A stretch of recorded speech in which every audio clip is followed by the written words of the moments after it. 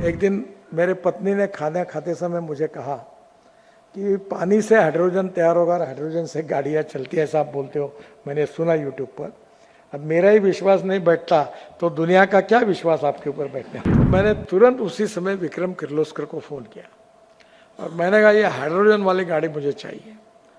बोले नितिन जी ये तो यहाँ नहीं बनती। मतलब कहाँ बनती क्या बनती मुझे मालूम नहीं, तुम लाओ। 14 साल ये जो अनेक, मैं ब्राज़ील में अटल बिहारी वाजपेयी जी ने जब मुझे भेजा था राम नाईक जी के साथ, तब देख के आया। बताते बताते मेरी 15-20 साल की तो जिंदगी इसको मार्केटिंग करने में और कन्विंस करने में चली गई। भारत ऑटो इंडस्ट्री के लिहाज से बहुत बड़ा बाजार है।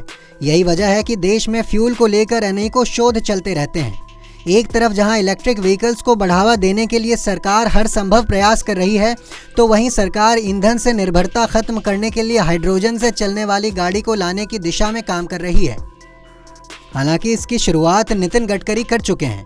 उनके पास भारत की इकलौती हाइड्रोजन कार है।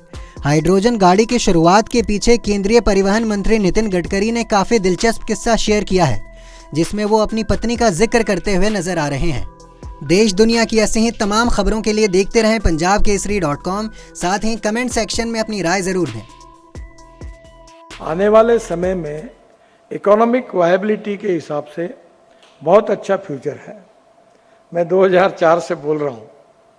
पहले लोग तो पागल ही समझते थे, जो बोलते थे तो ये क्या बोल रहे, कैसे होगा, ये कुछ भी बोल रहे, ऐसा बोलते थे। फिर अभी धीरे धीरे अब लोग विश्वास रखने लगे।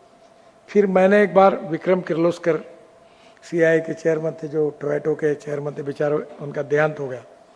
एक दिन मेरे पत्नी ने खाना खाते समय मुझे कहा कि पानी से हाइड्रोजन तैयार होगा और हाइड्रोजन से गाड़ियाँ चलती है, ऐसा आप बोलते हो।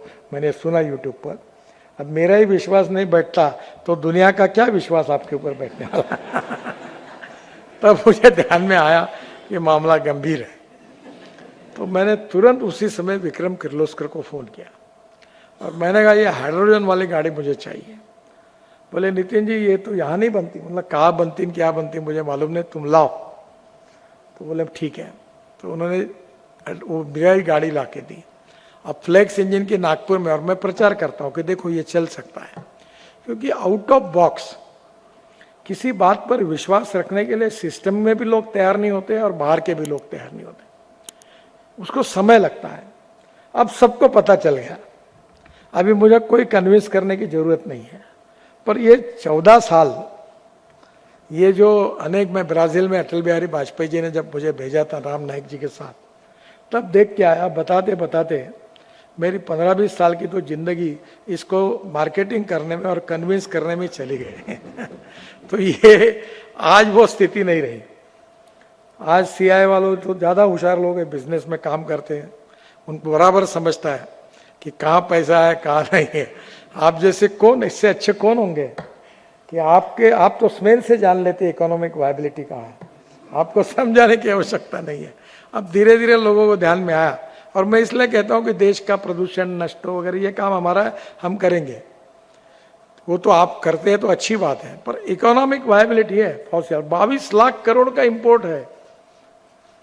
कितनी कोशिश करोगे तो कभी ये, अभी मुझे लोग पूछते हैं तुम इलेक्ट्रिक की भी बात करते, इथेनॉल की बात करते, मिथेनॉल की बात करते, सीएनजी की बात करते, हाइड्रोजन की बात करते हैं। तो मैंने उनको कहा इसका सही उत्तर बताऊं, इतना सब होने के बाद में भी ये इंपोर्ट कितना कम होगा अभी भी मुझे डर लगता है। यानी इतना पटक पटक के भी बायोफ्यूल की इकोनॉमी अभी भी 2 लाख करोड़ के ऊपर नहीं गई और इंपोर्ट है 22 लाख करोड़ का, यानी 11 गुना है।